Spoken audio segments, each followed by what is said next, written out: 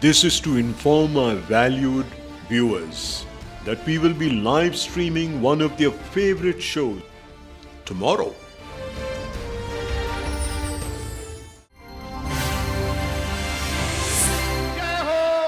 जय हो माता शक्ति की जय हो। अरे जय हो माता शक्ति, हे तांडेश्वरी आपकी जय हो, आपकी शक्ति की जय हो। कहो नारद, अब तो संतुष्ट हो ना? शक्ति का दिखाया हुआ ये रूप कैसा लगा? मैं तो आनंद से विभोर हो गया माते।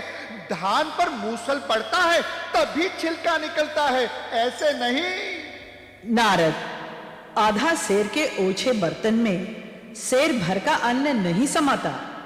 बड़ी नदियों में शीघ्र बाढ़ नहीं आती, परंतु छोटी नालियां तो थोड़े ही पानी में बौराने लगती है।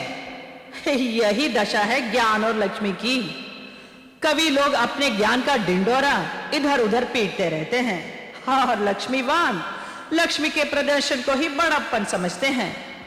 तभी शक्ति को कभी शूरसेन का डाकू रूप तो कभी शक्ति सिंह का दमन रूप धारण करना पड़ता है। सच कहा माता आपने, मार के आगे ही भूत भागते हैं।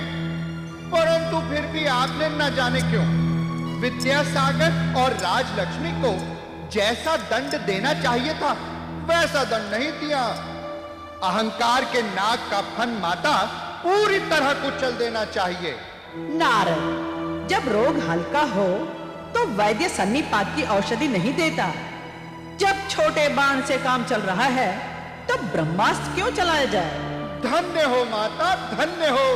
शक्ति की महिमा इसीलिए महान है। अच्छा माते, आज्ञा दे तो मैं चलूं। नारद जी माते।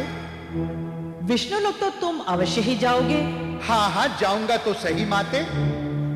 तो देवी लक्ष्मी को अवश्य समझा देना कि अपनी राज्य लक्ष्मी की दशा देखकर अब भी स्वीकार कर लें कि शक्ति ही सर्वश्रेष्ठ है और सदा सर्वदा सर्वश्रेष्ठ रहेगी।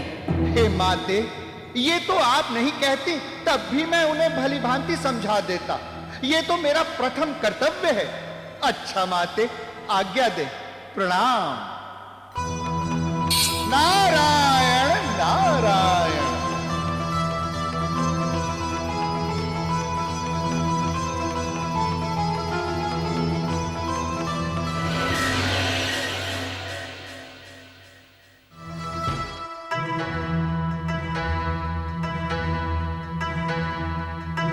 नारायण नारायण। माते प्रणाम, माते प्रणाम।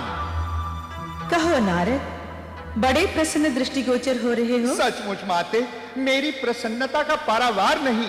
माता शक्ति की कृपा से एक अति भीरू भी परम बली मारुत सुत हनुमान की भांति सहसा बलवान बन गया और उसने आपकी निर्बला असहाय आंसू बहाती राजलक्ष्मी को राजपथ पर पुनः आसीन कराकर उसे अपना चिर ऋणी बना लिया। क्या आपने देखा नहीं? हाँ देखा।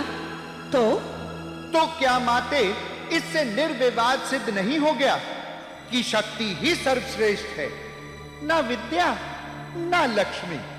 विद्या की बात छोड़ो नारद, वो तो पुजारी के पुत्र विद्यासागर के रूप में बस कल्पना के सागर में गोते लगाती है। रहा प्रश्न तुम्हारे शक्ति का, तो उन्हें राज्यलक्ष्मी को उसकी प्रतिष्ठा के अनुसार ऊंचा आसन देना ही पड़ा और शक्ति सिंह को सेनापति बनकर राज्यलक्ष्मी की दास्ता स्वीकार करनी पड़ी।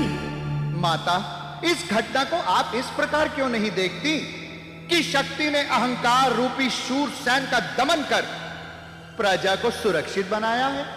नारद, भूलो मत, लक्ष्मी तो सदा से अपने उपभोग विलास और रक्षा के साधनों को मुंह मांगा धन देकर त्राय करती रहती है।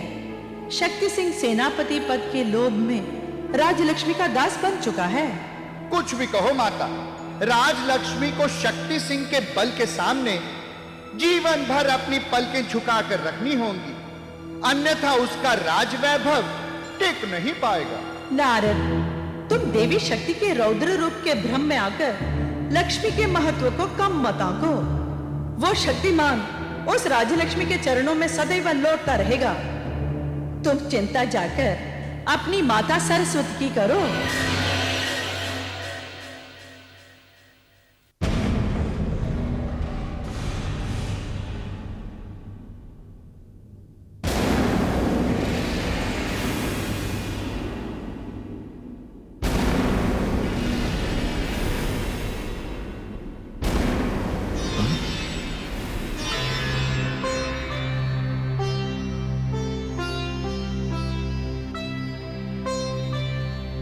राजरानी, आप यहां?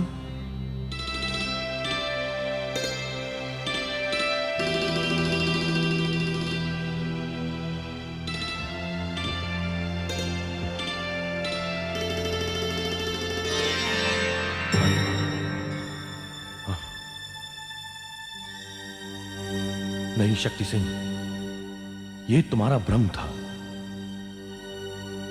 तुम केवल सेनापति हो और वो तुम्हारी महारानी।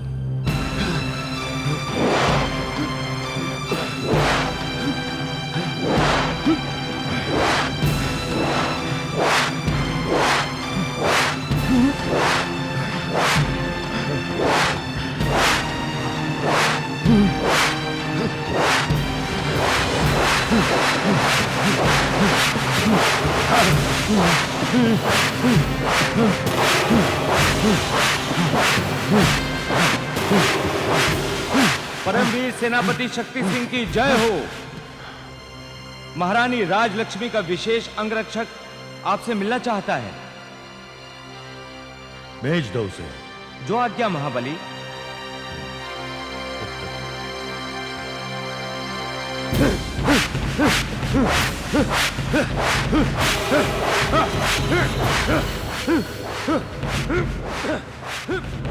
वीरवर शक्ति सिंह की जय हो।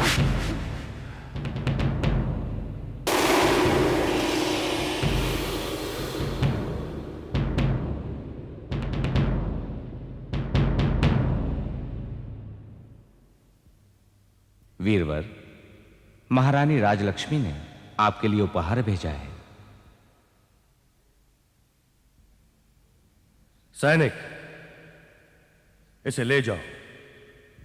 और कहलाया है कृपया अपने व्यस्त जीवन से अवकाश निकालकर उनसे मिलने आए। ठीक है, तुम जाओ, हम शीघ्र आते हैं। प्रणाम।